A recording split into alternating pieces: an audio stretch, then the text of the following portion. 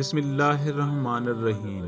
تمام ناظرین اور سامعین کو حسنین خان کا خلوص بھرا سلام۔ میں ہوں حسنین خان اور آپ دیکھ رہے ہیں 14 ستارے یوٹیوب چینل۔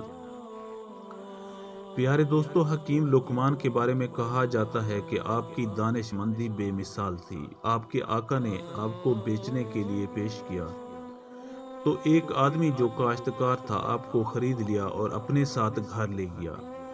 آپ سارا دن اس کی خدمت میں مصروف رہے، حتیٰ کہ رات آ گئی۔ جب آپ نے عشاء کی نماز پڑھی تو آپ کا آقا سو گیا، لہٰذا آپ ایک خالی کمرہ میں تشریف لے گئے اور نماز ادا کرنے لگے۔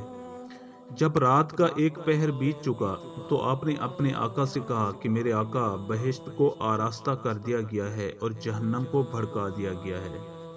جو شخص آخروی نعمتوں کو حاصل کرنا چاہتا ہے وہ اتنا زیادہ سویا نہیں کرتا۔ مالک نے جواب دیا کہ اے غلام، چلے جاؤ، میرا رب بڑا غفور و رحیم ہے۔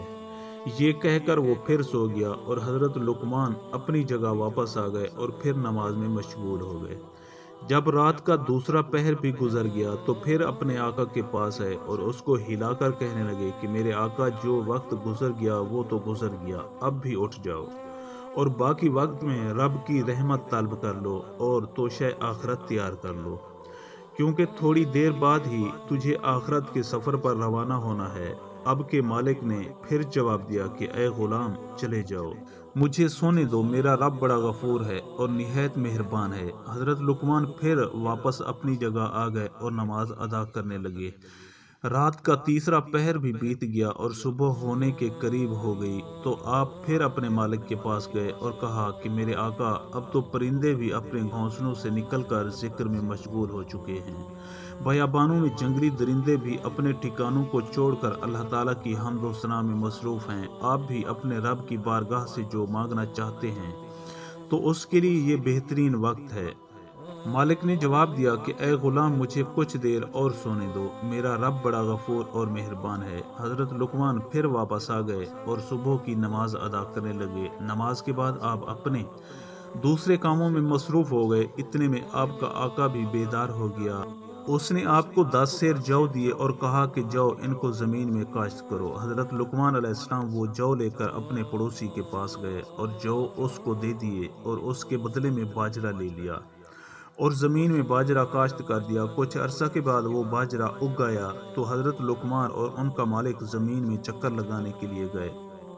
جب اس نے زمین میں باجرہ اگا دیکھا تو کہنے لگا کہ اے لقمان، میں نے تو تجھے کہا تھا کہ زمین میں جو بونا ہے، لیکن تو نے باجرہ کیسے بو دیا؟